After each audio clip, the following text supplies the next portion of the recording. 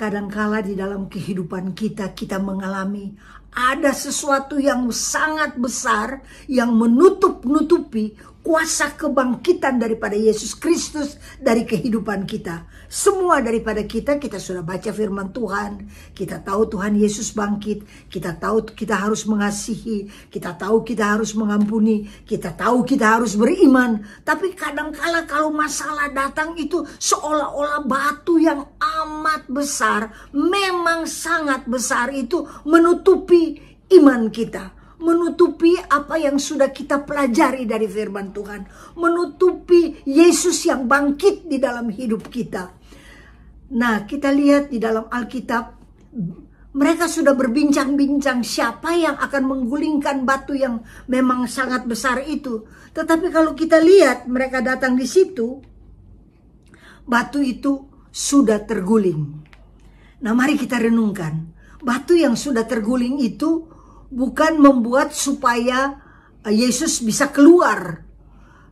Biarpun ada batu di situ, Tuhan itu tidak terbatas dengan ruang. Dia bisa lewat. Buktinya ketika murid-murid berada di dalam ruangan, tertutup semuanya. Yesus tembus ruang. Jadi batu yang terguling itu bukan untuk kebangkitan Yesus. Tetapi batu yang terguling itu untuk kita supaya dapat melihat Yesus, melihat bahwa dia sudah bangkit, melihat bahwa dia tidak ada lagi di situ, bahwa dia tidak berada di dalam kuburan itu dan dalam keadaan yang mati. Dia sudah bangkit. Jadi sekali lagi, batu yang sudah terguling itu bukan supaya Yesus bisa keluar. Yesus nggak perlu, biarpun batu, masih ada batu, kuasa kebangkitannya sanggup membuat dia keluar dari kuburan itu. Tapi itu khusus untuk kita umat percaya ini, supaya kita bisa lihat dan terbukti Yesus sudah bangkit daripada matinya.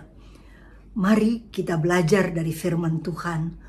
Tuhan, terima kasih. Sebesar apapun batu yang coba-coba menghalangi, sebesar apapun masalah yang coba-coba menghalangi Yesus dalam hidup kita, Yesus bangkit untuk memberikan kepada kita kemenangan. Tuhan terlalu amat sangat baik.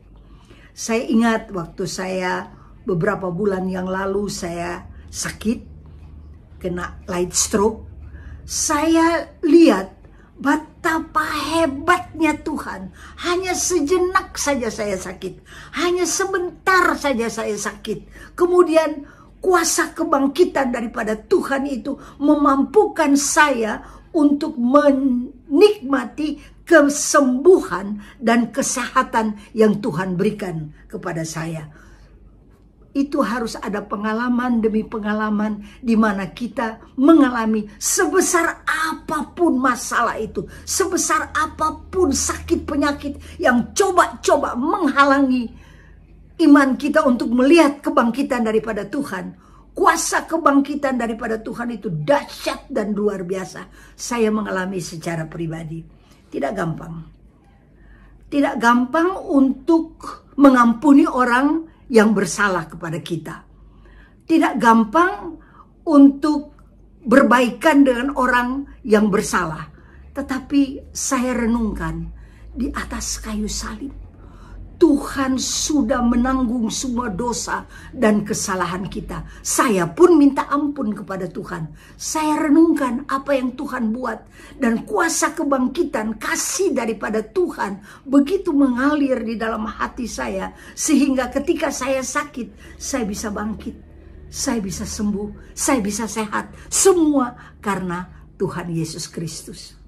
Dia yang tidak mengenal dosa, dibuatnya dosa untuk kita, agar kita boleh sungguh-sungguh melalui pengorbanan Yesus Kristus itu, kita boleh menikmati, mengalami kuasa kebangkitan daripada Tuhan, pengorbanan daripada Tuhan, di mana Dia benarkan kita dengan Bapa di sorga. Dia pulihkan kita dengan Bapa di dalam sorga. Setiap kali kalau saya renungkan kasih daripada Tuhan, pengorbanan daripada Tuhan, apa yang Dia buat untuk saya, maka saya mengalami kemenangan di dalam Dia.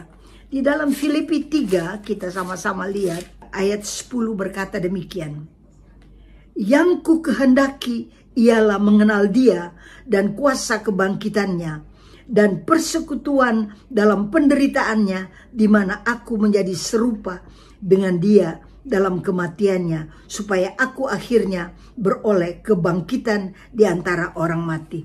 Kita semua harus mengalami kebangkitan daripada Yesus Kristus, bukan hanya baca, bukan hanya tahu, tetapi mengalami di dalam kehidupan kita. Ada banyak tantangan yang kita akan alami, karena firman Tuhan berkata bahwa kita ditempatkan di dunia ini di tengah-tengah serigala. Begitu banyak serigala mengelilingi kita. Serigala dalam bentuk penyakit, serigala dalam bentuk tekanan ekonomi, serigala dalam bentuk ada orang mengkhianati. Berbagai serigala akan kita alami. Tetapi ingat, Tuhan beserta kita. Dan Dia beserta kita dengan kuasa kebangkitannya. Dan Dia alirkan kuasa kebangkitannya kepada kita, supaya kita menang menghadapi apapun yang kita hadapi. Kita pasti menang, karena janji daripada Allah, aku menyertai engkau senantiasa. Bukan cuma sekali-sekali Dia menyertai kita, tapi senantiasa. Dari pagi sampai malam, sampai pagi lagi sampai malam, setiap hari Dia menyertai kita dengan kuasa kebangkitannya. Saya juga renungkan ketika Tuhan Yesus mati di atas kayu salib. Sebelumnya Dia naik ke kayu salib, ditaruhnya mahkota duri. Dan mahkota duri itu ada di kepalanya. Kenapa sampai mesti taruh mahkota duri? Karena di dalam kepala ini ada banyak pikiran negatif, pikiran-pikiran yang berdosa, yang pikiran-pikiran yang tidak bagus, yang tidak baik. Dia berkecamuk di dalam pikiran. Makanya mahkota duri taruh di kepala, supaya darah anak domba Allah membersihkan pikiran kita. Kita memiliki pikiran Kristus. Semua yang negatif, semua hal-hal yang menakutkan, hal-hal yang membuat kita marah atau benci, pikiran-pikiran yang tidak benar, semua dibasuh oleh darah anak domba Allah. Itu hanya bisa kita alami kalau ada kuasa kebangkitan daripada Tuhan, yang diingat-ingatkan oleh Roh Kudus kepada kita bahwa Tuhan menyertai kita, Tuhan bangkit. Jangan sampai kita menjadi orang percaya, tetapi yang kita bawa terus-menerus kematian. Kematian di dalam pikiran kita, kematian di dalam semangat, kematian di dalam harapan. Harusnya kita berharap kepada Dia, karena Dia sanggup memberikan kepada saudara dan saya kemenangan. Dia sanggup memberikan kepada kita pemulihan. Dia sanggup memberikan kepada kita kesehatan. Dia sanggup memberikan kepada kita hari lepas hari boleh berjalan di dalam glory, dari satu kemenangan ke kemenangan yang lain. Firman Tuhan berkata di sini pada ayat 5, lalu mereka masuk ke dalam kubur dan mereka melihat seorang muda memakai jubah putih duduk di sebelah kanan. Mereka pun sangat terkejut. Tetapi orang muda itu berkata kepada mereka, jangan takut, kami mencari Yesus orang Nazaret yang disalibkan itu. Ia telah bangkit, ia tidak ada di sini. Lihat, ini tempatnya dia berbaring. Tetapi sekarang pergilah dan katakanlah kepada murid-muridnya dan kepada Petrus, ia mendahului kamu ke Galilea. Tuhan mengutus, pergilah. Biarlah kita sekalian pergi dengan kuasa kebangkitan daripada Tuhan. Apa saja yang saudara dan saya diutus Tuhan untuk mengerjakan, kita pasti berhasil, karena Tuhan yang memampukan kita dengan kuasa kebangkitannya. Kita berdoa biar kuasa kebangkitan daripada Tuhan ada di dalam karya kita, ada di dalam pekerjaan kita, ada di dalam rumah tangga kita, ada di dalam usaha kita, ada di dalam pelayanan kita. Kuasa kebangkitan daripada Tuhan nyata. Baik dalam apa yang kita katakan, apa yang kita bahasakan, apa yang kita bicarakan, tapi terutama nampak dalam perbuatan kita. Kuasa kebangkitan daripada Tuhan itu nyata. Yesus beserta kita. Dia bangkit, memberikan kemenangan bagi yang sakit. Berapa banyak orang yang kita kelilingi dan kita lihat ada banyak orang sakit. Mari pakai kuasa kebangkitan daripada Tuhan. Doakan, karena kuasa daripada Tuhan tidak berubah. Dahulu, sekarang, sampai selama-lamanya. Kuasa daripada Tuhan sama. Kasih daripada Tuhan sama. Kebangkitan daripada Tuhan kita alirkan kepada sesama kita. Bagi mereka yang susah, bagi mereka yang sakit, bagi mereka yang punya pergumulan, bagi mereka yang rumah tangganya terpecah, bagi mereka yang pada saat ini menghadapi masalah yang berat.